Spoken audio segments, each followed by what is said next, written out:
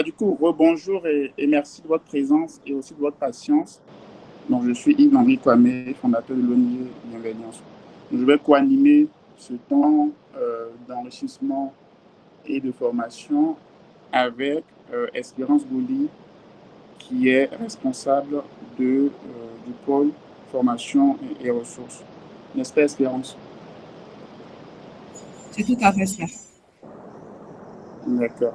L'idée de ce cycle est partie d'un constat assez flagrant, c'est qu'il y a de plus en plus de jeunes qui sont passionnés par l'associatif, par des sujets bien précis, mais qui, dans le développement des projets, n'ont pas forcément toutes les compétences qu'il faut, parce qu'un projet, ce n'est pas juste une idée, c'est pas mal d'éléments comme ça, techniques, à mobiliser pour arriver, ne serait-ce que à présenter un projet auprès de partenaires potentiels. Donc, l'idée, c'était de se dire vraiment comment est-ce qu'on fait pour justement outiller ces jeunes-là et les aider à mieux mobiliser les compétences qu'il faut, les compétences inhérentes justement au développement de projets et de solutions pour notre continent et justement dans plusieurs thématiques. Mais pour aujourd'hui, notamment sur les outils bureautiques, on aura un intervenant, un spécialiste sur les questions de projet, sur les questions numériques, sur les questions de communication, en la personne de M. Franck Nibo. Si le président a déjà donné le contexte de ce cycle de formation, je vais maintenant présenter notre intervenant du jour, qui est M. Franck Nibo. M. Franck Nibo est informaticien, formateur en outils numériques et communication digitale. Il est spécialiste de la vulgarisation informatique, de la gestion de projets numériques et de l'infographie appliquée à la communication visuelle. Il est également spécialiste en gestion de projets, communication, stratégie et expertise numérique. Concernant sa biographie professionnelle, M. Franck Nibo est un informaticien formateur spécialisé dans la transmission des compétences numériques essentielles. Il est passionné par la démocratisation du digital. Il accompagne particuliers, professionnels et organisations dans la maîtrise des outils informatiques, des technologies de communication modernes. À travers ses formations, il met l'accent sur une approche pédagogique simple et pratique, permettant à ses apprenants de devenir rapidement autonomes dans l'utilisation des outils numériques, notamment les logiciels bureautiques comme Word, Excel et PowerPoint, les outils de gestion de projet ainsi que les solutions de communication digitale. Je vous cède la parole, Monsieur Franck Nibo. Vous pouvez nous faire part de vos connaissances. Merci bien. Beaucoup dit, Madame Espérance a beaucoup dit. De manière brève, je suis spécialiste en gestion de projets, en communication, stratégie, transformation digitale, tout simplement. Oui, là c'est tout bon. Ok. On dit, Julien, tu es bien, tu fais ceci, tu fais cela, mais on veut te confier un petit projet. Voilà, tu vas partir par exemple à Bouna pour faire un petit travail. Voilà, ce travail-là, ce travail-là, tu es obligé, après le travail, tu vas nous faire un compte rendu. Julien a des compétences pour pouvoir gérer le projet. Si c'est pour gérer une équipe, c'est possible pour lui. Julien a toutes ces compétences-là. Julien a des compétences pour pouvoir même gérer même l'argent. C'est-à-dire qu'il gère le budget. Si c'est la loyauté, la fidélité, l'honnêteté de Julien, non. Là, tout le monde voilà, est d'accord avec lui. Mais le problème, c'est que Julien ne connaît pas Word. Même un simple CV, Julien sans se charger PT. Donc, juste un CV, on ne peut pas faire. Julien ne sait pas faire un CV. Il y a un problème. Julien est bloqué. Parce que demain, il a appelé à aller, il a fait tel projet, tel projet, tel projet, tel projet. Mais il a appelé à aller dans les grandes institutions, il a appelé à avancer. Donc, il doit faire un CV pour dire voici ce que je fais, je fais. Il va appeler qui? C'est Franck Nibo, il va appeler pour dire je vais faire un CV pour moi. Et Franck Nibo va le taxer. Il va te demander 20 000. Si tu ne veux pas, c'est que tu vas apprendre toi-même. Parce que personnellement, on ne demande pas à quelqu'un de faire un CV pour soi. Soit toi-même, tu apprends à faire ton CV, et puis tu demandes à un expert, ou soit un expert RH ou bien un grand professionnel, pour dire, ah, regarde mon CV là. Est-ce qu'il y a un chose qui peut améliorer? Ça, c'est le contenu. Mais pour ce qui est la forme, est-ce que Word to Word, non, moi je ne conseille pas ça. Donc Julien doit faire ça, mais il ne peut pas faire un CV. Ok, Julien ne s'est pas fait une lettre de motivation sur Word, ne serait-ce qu'une lettre de motivation. On va aller rapidement. Sur le côté Excel aussi, Julien doit apprendre à, ça, à faire un suivi des dépenses. Julien doit apprendre à faire un tableau de calcul simple. Hein? Julien doit apprendre à faire une liste de présence automatique, hein, le suivi des clients, s'il doit suivre les clients, suivi des commandes. Il y a des personnes qui, par exemple, Julien, il veut se lancer dans le commerce en ligne. Mais un commerce en ligne, moi, je le dis, en toute chose, il faut se structurer, en toute chose, il faut être organisé. Même si tu n'as pas un local, au moins, il faut te prendre au sérieux. Un commerce en ligne, on ne fait pas comme ça. On fait le commerce en ligne, ça veut dire que si tu as un client, il faudrait que tu aies un tableau, tu as écrit, tu as mis toutes ces informations. Comme ça, demain, tu peux le relancer. Mais un client vient, il t'a écrit aujourd'hui sur WhatsApp, et puis tu le laisses comme ça, etc. Non. Tu dois faire un suivi de commandes et tout ça. Si tu n'as pas cette compétence, tu peux faire un suivi des comptes aussi. Voici Julien qui dit qu'il a un projet. On dit, Julien, il faut te présenter. Il faut faire une petite présentation avec PowerPoint. Tu viens, tu vas nous exposer pour dire ce que tu es. Julien ne peut pas faire. Juste pour dire, je suis Julien, j'ai ceci, j'ai cela, avec PowerPoint. Julien ne peut pas faire. Julien ne peut pas présenter son projet. Julien a des projets, il a des grands projets, des très grands projets. On dit donc, explique-nous le projet, viens, tu vas exposer, et puis tu vas nous expliquer le projet. Au fur et à mesure, tu présentes le projet. On va voir ce que ça donne. Julien ne sait pas faire. Mais Julien est bloqué. Même un exposé académique. Et si on demande de venir exposer votre exposé, on fait comment? Votre travail. Julien ne sait pas faire. Un pitch de projet, ça veut dire que voilà, c'est aussi une forme de présentation de ton projet. Une même soutenance de mémoire, il y a des gens qui sont en master 2, comme je le disais, qui n'ont pas cette compétence-là. Ils ne savent même pas de quoi il s'agit. Et c'est ce qu'il dit, je suis dedans, c'est la réalité. Ça marche. Donc, j'ouvre mon document Word. Juste à gauche ici, il y a accueil, il y a nouveau. Ça veut dire que si tu veux faire un nouveau document, il y a ouvrir, ça veut dire que si tu veux ouvrir un document sur lequel tu as déjà travaillé. Et là, dans l'accueil, c'est-à-dire il y a nouveau et les documents récents. Voilà. En plus de nouveau des documents récents, il y a d'autres modèles. C'est-à-dire qu'il y a d'autres modèles. Ça va avec la connexion que les autres modèles se chargent. Si je viens sur d'autres modèles, vous voyez, il y a plusieurs modèles ici qui se présentent à moi. Ça dépend de ce que je veux faire sur mon Word. Si je veux faire un CV, vous voyez ici, on dit CV, lettre de motivation. Quand je clique là-dessus, après avoir chargé, il y a plusieurs types de CV. Ça, c'est pour ceux qui ont déjà une bonne base. Ils savent de quoi il s'agit. Là, s'ils cliquent sur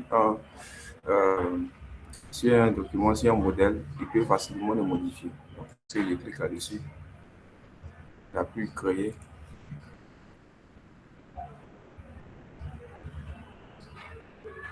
Et facilement, voici le CV, le modèle qui est là. Donc, je ne fais que changer tout ce qu'il a à changer. Je le personnalise. Je mets mon adresse ici, un numéro. L'adresse mail, je change ici. Voilà. Changer même la couleur. Je le change dans la partie en tête. Bon, bref, on va pas aller en détail, mais c'est juste pour montrer en fait que on peut, à partir d'un modèle que Word nous a proposé, on peut faire un travail rapide. Donc, je ne fais que changer et puis je valide, j'envoie à qui les droits, c'est tout. Bref, on va aller sur un nouveau document vierge. Vous pouvez m'appeler pour dire, monsieur Niveau, je suis bloqué quelque part. Et puis, je peux vous dire, d'accord, allez-y dans l'onglet référence. Vous savez automatiquement que c'est dans cette zone. Quand il est dit dans l'onglet référence, allez-y dans le groupe table des matières. Parce que le groupe table des matières, les groupes sont juste en bas. Voilà. Et puis, voilà, il y a les outils qui sont en haut. Donc, par exemple, onglet accueil, le groupe. Et le groupe police, il a ses outils en haut. Le groupe paragraphe a ses outils. Donc, chacun a ses groupes. Donc, c'est très structuré. Il n'y a pas de confusion à ce niveau. OK. La deuxième chose, c'est que quand on quitte là, on se rend compte qu'il y a ce qu'on appelle des règles. Donc, en haut ici, on voit des choses qui sont bien graduées, en haut ici et à gauche. Voilà. Ces règles-là, ils permettent de structurer notre test. Voilà, je peux ouvrir mon Word et puis je remarque qu'il n'y a pas de règles. Et ces règles-là, ça n'apparaît pas. Ce que je fais, c'est que je vais dans affichage. Voilà, je viens dans affichage et puis les règles, je les coche. Donc, vous avez remarqué que c'est décoché, donc ça a disparu. Donc, quand je le coche, ça apparaît. Vous voyez ce test-là? Donc, c'est un test de 6 paragraphes. Voilà, un test de 6 paragraphes. Qu'est-ce qui se passe avec Word? Ouais, qu'est-ce qui se passe avec ces règles-là? Lorsque je veux décider, je vais vouloir décider de diminuer mes marges, bon, enfin, augmenter mes marges pour diminuer le plan de travail. Je viens juste là, on voit la flèche là, et je ne fais que, voilà, diminuer ou augmenter. Donc, je ne fais que glisser. Voilà, donc je lui donne la direction qui dit ici, et puis je m'arrête là où je veux. C'est pareil pour le côté gauche. Je me, voilà, je me rassure que cette flèche apparaît, et puis je diminue aussi. Voilà. Donc, j'ai diminué la marge. Si on remarque sur le deuxième test, c'est pareil. Donc, c'est la marge sur tout le document. Donc, je reprends. Les marges, quand on les diminue, ça agit sur le document en entier. Maintenant, ces flèches qui sont là, vous voyez les deux flèches qui sont là. En fait, en réalité, il y a trois flèches ici, là, et il y a une flèche ici, à ma droite ici. Donc, la flèche qui est là, si je suis sur ce paragraphe, je peux être uniquement sur ce paragraphe, et puis je vais décider de réduire, hein, voilà, la marge de ce paragraphe-là. Là, j'agis uniquement sur ce paragraphe-là. Puisque je veux déplacer ou bien je veux modifier seulement les lignes de ce paragraphe, les limites de ce paragraphe, j'utilise seulement les flèches. Si vous utilisez le paragraphe, ça va faire sur tout le document entier.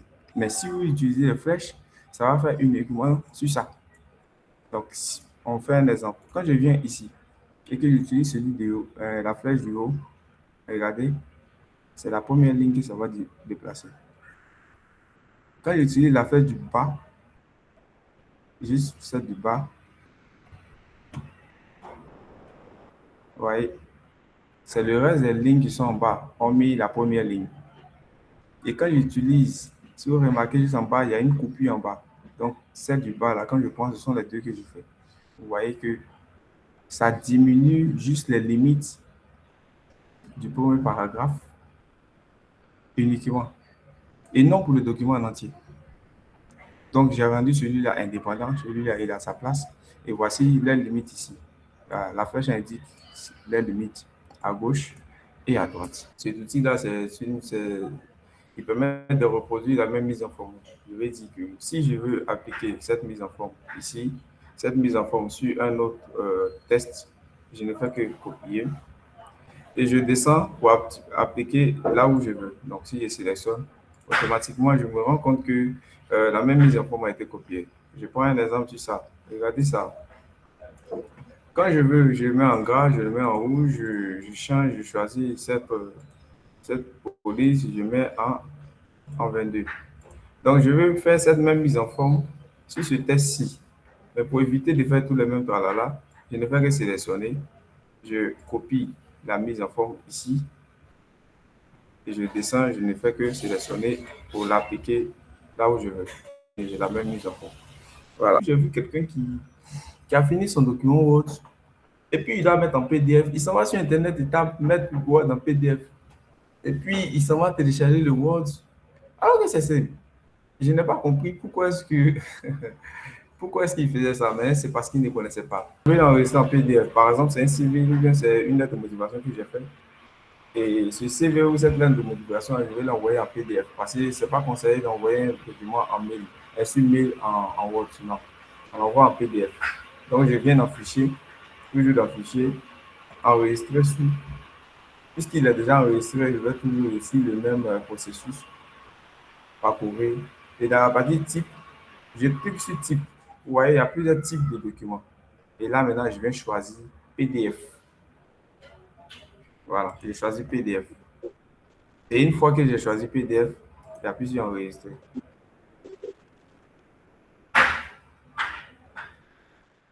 Voilà, c'est tout. Donc, j'ai enregistré mon fichier PDF. Je veux, par exemple, souligner ceci. Par exemple, dans ce balai. On dit de mettre dans ce balai en gras.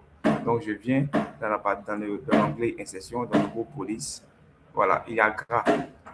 Et quand je clique sur gras, Voilà, on voit que ça se met en gras. Je peux même augmenter la taille et tout ça. Voilà, donc si je veux mettre en gras, voici ce qui se passe. Quand je veux mettre en petite taille aussi, je viens dans la partie où il y a la taille de la police et puis je choisis le numéro de la police. Ici, ça c'est de manière rapide où je veux augmenter rapidement ou soit je vais diminuer rapidement. Si je suis rapide, vous me dites. Hein. Voilà. Si je suis rapide, vous me dites. Si je veux mettre en italique, c'est là, juste à côté du gras. Le rythme est très bon. Hein. Le rythme est très bon. Allez-y. OK. Je vais mettre en italique. Si je veux mettre je veux souligner, je le souligne de manière simple. Voilà. Donc, je reprends. Si par exemple ici, on dit le moment de public postage, il faut le mettre en italique, en gras et en souligné, mettre à taille 24. Et je le fais simplement. Si tu as ton ordinateur devant toi que tu peux ouvrir Word, tu peux l'appliquer. Maintenant, tu peux faire un document. Hein, tu fais un document. Pendant que tu fais ton document, tu fais beaucoup de fautes. Donc, au lieu de faire clic droit, chacun, vous voyez, on se rend compte qu'il y a beaucoup de fautes. On se rend compte qu'il y a beaucoup de fautes. On vient dans l'onglet révision. Vous voyez l'onglet révision.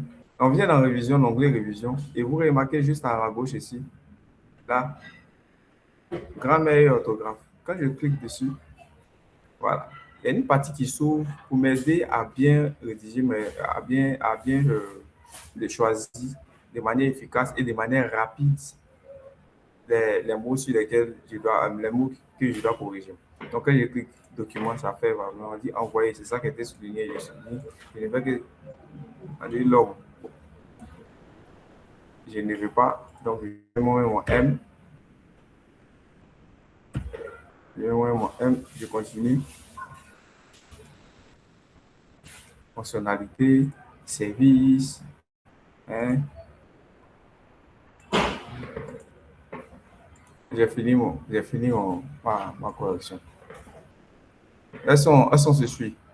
Dans la partie révision, grammaire orthographe permet de corriger rapidement les fautes qui sont dans notre document. Si tu as un document de 100 pages et qu'à chaque page, il y a au moins 2 fautes, ça te fait 200 fautes. Si tu dois faire clic droit, tu as fait au moins 200 clics droits. Pour aller rapidement, tu viens en révision, tu viens en grammaire orthographe. Bon, là, on me dit la vérification grammaticale et orthographique est terminée. Donc, il n'y a pas de faute. Voilà, mais s'il y a une faute, vous voyez, il y a 2 fautes ici. Je viens en grammaire et orthographe. Là, 1, puis pour ça, je clique. 2, je clique. C'est fini. Ça va très rapidement. On va essayer de gérer les paragraphes, les alignements, les interlignes et puis les retraits simples. Voilà, si je veux gérer mon paragraphe et que celui-ci, je veux le mettre ici, hein, je le sélectionne par exemple et je veux le mettre au milieu, je le mets au milieu. Voilà. J'espère que pour ça, vous avez compris. Hein, parce qu'une personne qui ne comprend pas la règle, ce sera compliqué de pouvoir structurer son travail au cas où on aura besoin. Donc, c'est très important. Il y a plusieurs personnes qui ne connaissent pas la différence, en fait, qui ne savent pas faire comprendre ce qu'on appelle aligner à gauche, aligner au milieu et puis aligner à droite. Non, mais c'est simple. Quand on dit aligner à gauche, ça veut dire qu'à partir de l'autre gauche, tout est bien justifié. Vous voyez qu'il n'y a pas de... Tout est bien aligné ici. Tout est bien structuré ici. Mais pendant ce temps, à droite, ce n'est pas bien structuré. C'est là qu'on dit aligner à gauche. Il est aligné à gauche, on commence à gauche. Si j'aligne à droite, on va voir maintenant que c'est à droite qui est bien aligné. On comprend que c'est à gauche maintenant qui est un peu désordonné. Si je justifie, on appuie justifier, à gauche et à droite est bien aligné. Voilà, à gauche et à droite, les deux sont très bien alignés. Maintenant, si on me demande de centrer, là, je ne fais que centrer. Voilà. Rien n'est aligné ni à gauche ni à droite. Voilà, je ne fais que centrer mon paragraphe. Voilà. Lorsque je décide je me rends compte, on dit de faire dans l'interligne 1,5. Généralement, pour les mémoires, là, pour ceux qui écoutent les mémoires, l'interligne, on demande 1,5. C'est juste là, dans le groupe paragraphe. Quand je viens sur l'interligne, on dit 1,5. Je clique sur 1,5.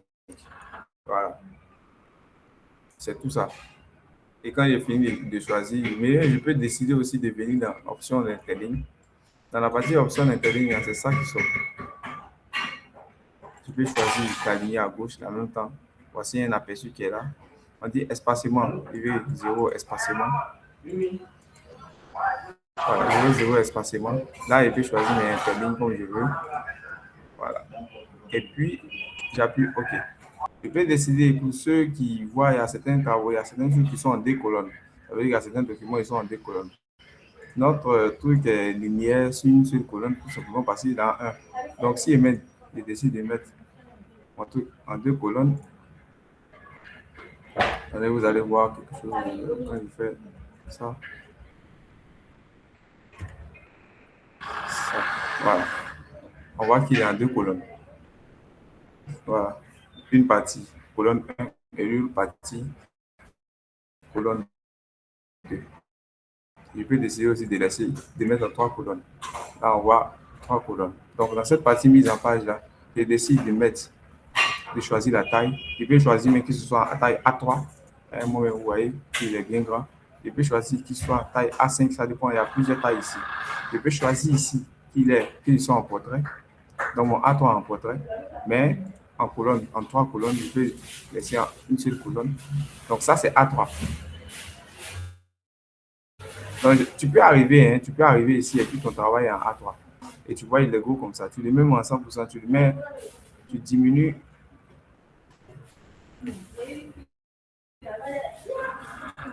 Tu diminues le zoom, ben, tu vois qu'il est encore gros.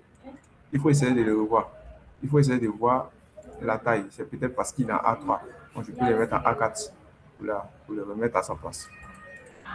Donc, dans la partie mise en page, on peut changer le nombre de colonnes, on peut changer la taille, on peut changer l'orientation et on peut changer la marge. Voilà, on peut changer la marge. Si tout à l'heure, on te donne un travail et puis on te dit il faudrait que la marge là, en haut soit 2,5 cm, en bas soit 3 cm, à gauche et à droite soit 2 cm, tu viens là, dans ta partie marge, tu veux venir marge personnalisée. Quand tu viens sur marge personnalisée, c'est ici maintenant que tu viens mettre tout ce qu'on t'a demandé. Là. Si en haut, on t'a dit 2,5 cm, tu viens appuyer 2,5. À gauche, si on t'a dit 2, hein, à gauche et à droite 2, en bas 2,5. Et tu appuies OK. Voilà, donc c'est arrivé par rapport à ça. C'est fini. Donc, pour ceux qui font les mémoires, même pour ceux qui font les documents professionnels, lorsqu'on donne ces caractéristiques-là, il est obligatoire. Voilà, il est obligatoire de venir dans marge personnalisée. Et puis, de mettre toutes ces caractéristiques-là. Est-ce que c'est bon pour nous? Donc, il faudrait qu'on sache ici que sur Word, on peut faire un tableau de manière simple et rapide. Si je viens sur insertion, tableau, il y a 3 manières de faire le tableau. Soit tu choisis ça, hein, il y a les tableaux qui sont déjà prédéfinis, les carreaux qui sont déjà là, je choisis. Voici mon tableau, il est déjà fait, c'est fini. Voilà, si je veux agrandir tout ensemble, je vais agrandir la taille, etc. Donc, je viens ici, je sélectionne tout. Je sélectionne tout, je viens à la table là haute ici. Et puis, j'ai agrandi là, cette partie-là. Voilà, j'ai agrandi tout ensemble. Voilà. Si je veux juste diminuer l'entête, je vais juste sur les traits et puis je glisse pour diminuer l'entête. Voilà. Voici comment est-ce qu'on fait un tableau sur Word. Ensuite, le deuxième fait, c'est que je peux dessiner mon tableau. Là, le crayon est là et puis je dessine. Là, je le personnalise comme je veux. Je le place. Je peux décider de le placer comme ça. Voilà, j'ai fini mon tableau, je fais double clic, j'ai fini et puis je le remplis comme je veux. Là, tu fais ce que tu veux. La troisième, c'est d'insérer le tableau. Allez, là, tu choisis le nombre de colonnes. Si on te dit faire un tableau à 8 colonnes, 6 lignes, tu choisis 8, tu mets 6 et c'est bon. Voilà, donc c'est la manière la plus simple de faire le tableau. Donc, si on te demande de faire une liste, de faire un planning liste de présence, tu fais ton tableau comme tu veux. Si on te demande d'insérer une image sur Word, Tu viens juste dans l'insertion, ou bien ton logo, tu veux pas chercher ton logo, soit une image. Tu viens sur l'insertion, image, sur ta appareil. Si ton image est sur ta machine, bien sûr, soit sur ta clé USB, tu vas chercher maintenant ton image. Oui, j'ai choisi mon image.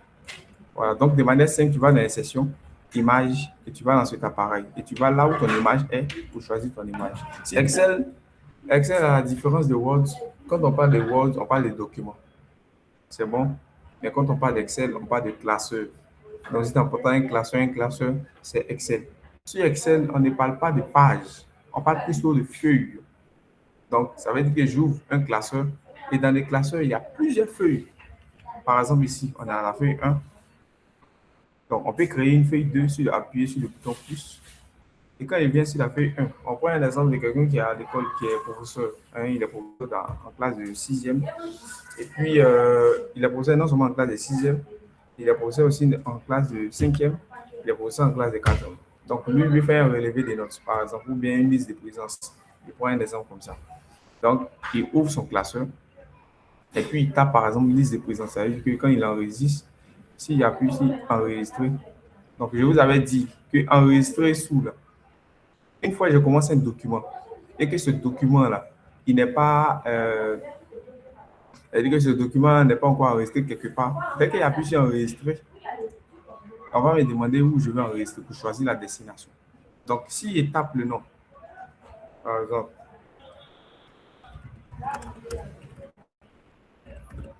liste de présence, si je tape liste de présence, et que je choisis la destination, je vais prendre n'importe quel document, par exemple, j'appuie sur enregistrer. Donc, je sais que mon classeur que j'ai ouvert, c'est un classeur de liste de présence. Donc, je ne fais que appuyer sur le plus pour créer 3 feuilles, 6e, 5e et 4e. Et je vais renommer maintenant ici. Je peux faire double clic, ou soit faire clic droit, renommer. Et puis, je mets ça 6e pour voir moi-même me situer. Je valide. Je récapitule. Pour faire le tableau, je ne fais que choisir juste la zone dans laquelle tu veux faire le tableau. Par exemple, comme ici. Et je prends, on va dans l'insertion, on tape juste tableau. C'est fini, et on appuie OK. Il a détecté que c'est dans cette zone-là que tu veux faire le tableau et on appuie juste OK. C'est fini. Voilà. Et si tu veux tracer maintenant les bordures, tu viens juste dans l'accueil, tu viens, tu te bordures. Voilà. J'espère que jusque-là, c'est bon. À savoir, à chaque formule, avant de mettre chaque formule sur Excel, il faut mettre égal. Égal ou même plus, ça passe. Hein? Soit plus ou soit égal, ça passe. Voilà, mais on va aller sur égal pour éviter des choses. Donc, si je mets égal, je mets somme. Vous voyez la formule là, où est somme. Quand j'écris somme, ça me dit qu'il y a une formule qui existe, ça fait somme. Là, c'est pour additionner. Donc, j'ai choisi.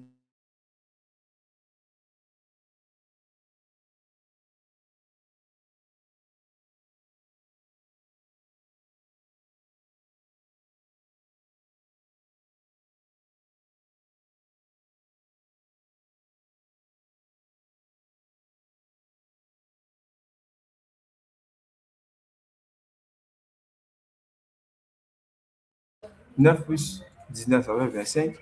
18 plus 10, ça fait 28. » Donc, en une seule formule, j'ai fini de faire tout mon temps. Donc, ce qui fait que si tout de suite, je mets un autre nom et que je dis que lui, il a eu 16 et après 12, quand je valide, mes 28 sortent déjà. Vous voyez, ça va très vite. Voilà. Ce qui se passe maintenant, c'est qu'il veut calculer sa moyenne. Je n'ai pas besoin de venir calculer encore avec une feuille ou une calculatrice. Non, avec ça, il y a une formule qui existe qu'on appelle moyenne. Quand j'appuie égal, il y a dit égal bien plus, mais on tape égal. Donc, je vais faire la moyenne de quoi? Je vais faire la moyenne des deux là. Donc, je tape moyenne. J'ai choisi, je fais double clic. Je reprends. Je tape moyenne. Je fais double clic pour choisir une moyenne. Il faudrait que la formule là soit bien choisie. Il faudrait que ces indications se donnent. On dit choisir un nombre 2. Donc, je choisis ça. Et je valide. C'est fini. La moyenne. Vous voyez, en un rien de temps, on a calculé la moyenne. Et puis, vous voulez par exemple faire un graphique. Vous voulez faire un graphique par rapport à votre par rapport aux notes que vous voyez et tout ça. Donc, on peut décider de soit sélectionner là. Je viens dans insertion. Et puis ici, dans cette partie-là, il y a plusieurs graphiques. Voilà, on dit il y a le graphique recommandé. Là, c'est pas là qu'il faut cliquer. Ici, un histogramme ou un graphique à bas. Voilà, je peux choisir là comme ça. Etc. là comme ça. Voilà, il peut mettre le titre du graphique. Mais le titre du graphique, on va mettre quoi? Graphique.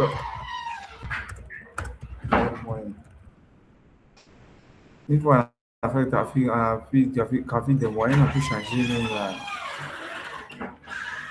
la couleur du remplissage. Je vais prendre rouge, écriture blanche. Voilà. Quand je viens ici dans création des graphiques, je vais choisir le format que je veux. Vous voyez, on dit qu'on est, il a 16,50. Digbe, il a celui, il a comme si. Tant, il attend, il attend. Quand je viens ici même, dans cette partie-là, je vais choisir la couleur. Donc ici, c'est le style, je vais choisir la couleur. Quand je choisis ça, ça change. Quand je choisis ça, ça change. Donc je choisis ce que je veux. Graphique en camembert, d'accord. J'ai fait. On sélectionne le nom. On sélectionne aussi la moyenne. C'est ce qu'on fait. On maintient le contrôle pour sélectionner. Hein. Okay. On vient choisir, par exemple, ce secteur-là.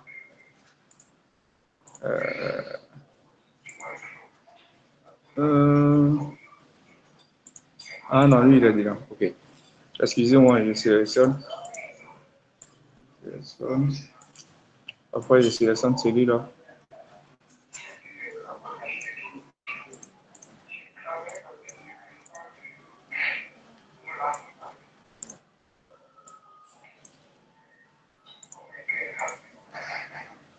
OK. Voilà. Vous voyez, chacun a sa spécificité. Donc, je choisis le modèle qui me sert. Je change le titre. Et puis, c'est bon. Ça peut aller à ce niveau. Hein. Ou bien je reprends. Je sélectionne le nom. Je maintiens contrôle. Je sélectionne. Bon, le rond ou la moyenne. On va prendre la moyenne.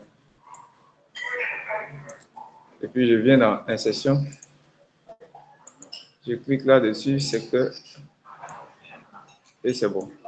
Super. Donc, dans la partie création des graphiques, je choisis mon modèle que je veux. Voilà. Donc, si ce sont les élections, on dit qui est violet? Kone, 13%. Kofi, 15%. Qui est chose?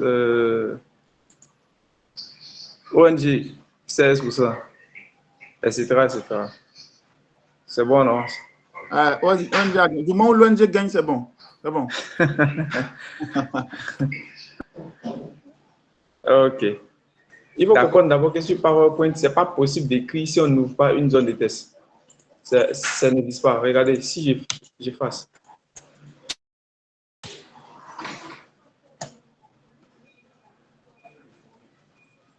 Oh, ma souris. Vous voyez ici, on a notre zone de test, notre zone de travail. On ne peut rien écrire. On ne peut rien écrire parce qu'on n'a pas ouvert une zone de test. Donc, il faut forcément ouvrir une zone de test. Pour ouvrir une zone de test, on va dans la session zone de test. Et on trace notre zone de test. C'est là qu'on peut modifier, on peut écrire ce qu'on veut. Donc, quand je viens, je reviens. Formation en bureautique. Je vais choisir un style de ma présentation. Donc, pour choisir le style, je peux venir juste dans conception. Hein, vous voyez là, il y a plusieurs thèmes ici. Il y a plusieurs thèmes. Donc, ce que je fais, je choisis par exemple un thème. Normalement, je peux prendre ça par exemple. Voilà. Voilà. J'ai choisi des formations en bioéthique. Hein. Donc, je vais créer maintenant une deuxième diapositive. Là, il vient ici sur une nouvelle diapositive, il écrit dessus. J'ai créé une deuxième diapositive. Donc, là, je viens écrire Words.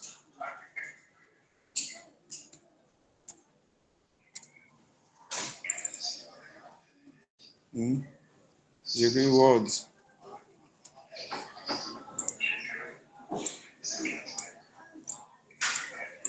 Et puis, il dit en Word, on va voir comment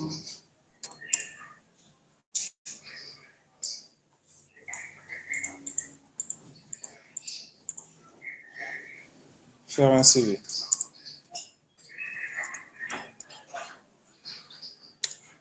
Deuxième, je dis une lettre de motivation. La zone de test marche en fonction de ce qui est dedans. Donc, il faut augmenter la zone de test d'abord. Si ta zone de test n'est pas augmentée, mais si tu es comme ça, si tu as augmenté, ça ne va pas augmenter. Donc, tu agrandis d'abord ta zone de test. Et puis, tu augmentes maintenant ton truc. Donc, je mets en majuscule. Je peux décider de changer la couleur. Le remplissage, je prends vert. On prend bleu. Comme Word, c'est bleu. Voilà. On va parler de comment faire un CV, comment faire une lettre de motivation et comment faire une facture. Et après encore la même chose, c'est ça que je vais parler de Excel. Ce que je fais, c'est quoi? C'est que je copie la même diapositive, je fais double clic sur la même diapositive là. Pour éviter de reprendre les mêmes choses, je copie et puis je fais CTRL V. Donc j'ai la même diapositive là, je change maintenant, je change simplement et je clique Excel. Et je place ici maintenant tableau. Voilà, on cherche à donner juste l'information nécessaire et puis c'est bon.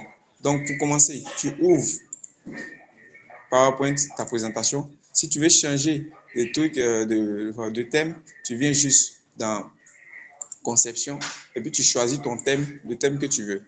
Hein? Tu choisis le thème que tu veux. Ici, on a choisi les thèmes et puis il y a les variantes. On peut choisir cette variante. Donc il y a plusieurs thèmes ici qui peuvent être choisis. Maintenant, si vous voulez aussi, vous pouvez même aller en ligne pour choisir les thèmes. Bon, ça, ce sont les thèmes que vous aurez vous-même enregistrés. Je peux venir ici et puis je viens sur d'autres thèmes. On peut dire les thèmes présentation. En ligne, il y a plusieurs thèmes. Ouais, il y a plusieurs thèmes. Voilà. Ici, je peux choisir celui-là et puis je le modifie. Comme je peux choisir ce que je veux et puis je le modifie. C'est bon. Maintenant, il y a les animations à faire. Les transitions, c'est entre les diapositives. Maintenant, les animations, c'est dans les diapositives. C'est les éléments qui sont dans les diapositives. Quand je dis entre les diapositives, il y a la transition. Ça, vous voyez comment c'est fait. Si je fais une transition entre cette diapositive et cette diapositive, je vais choisir la position, par exemple, pour prendre ça fractionné. Après, je choisis ça. Je peux choisir coupe. Et ce qui se passe, c'est quoi? C'est que quand je viens ici présenter diaporama, voyez directement. Quand je vais aller, ensuite, voici. Donc, ce sont les transitions qui se passent. Vous voyez, je choisis, voici. Donc, vous pouvez choisir n'importe quelle transition que vous voulez. Maintenant, pour les animations, c'est simple. Vous venez, vous sélectionnez votre zone de test. Et puis, vous venez dans animation. Vous choisissez l'animation que vous voulez. Vous venez dans l'animation que vous voulez. Je vais prendre ça. Voilà. Ici, pour faire les CV, je sélectionne. Puisqu'ils sont dans la même zone,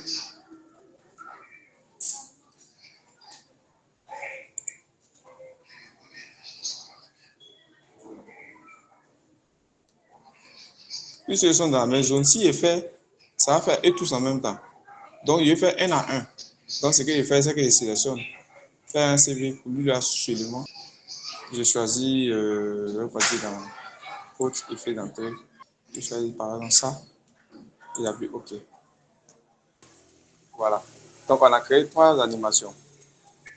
Donc, quand on fait maintenant notre diaporama, simplement, on va au prochain, passer la formation bureautique, Word, un CV 1, une lettre de motivation 2, et puis une facture 3. Il faut s'appliquer de temps en temps pour que ça reste, tout simplement. Donc, si je vais enregistrer, j'enregistre aussi, je viens en fichier. Je viens en fichier enregistrer sous, puisque je n'ai pas encore enregistré. Donc, on dit parcourir, je peux enregistrer soit au format PowerPoint ou soit au format PDF. Voilà, au type. Je mets le nom, formation bureautique. Et quand je finis, je choisis le lieu là où je veux enregistrer, je viens sur bureau et j'enregistre. Merci beaucoup. Oui, oui, je pense qu'on peut ovationner par des gestes, par des pouces, par des cœurs, par des applaudissements, notre intervenant pour cette brillante présentation. Je pense bien qu'à la fin de cette formation, chacun de nous ira s'exercer directement pour ne pas perdre ce qu'il a eu à apprendre aujourd'hui.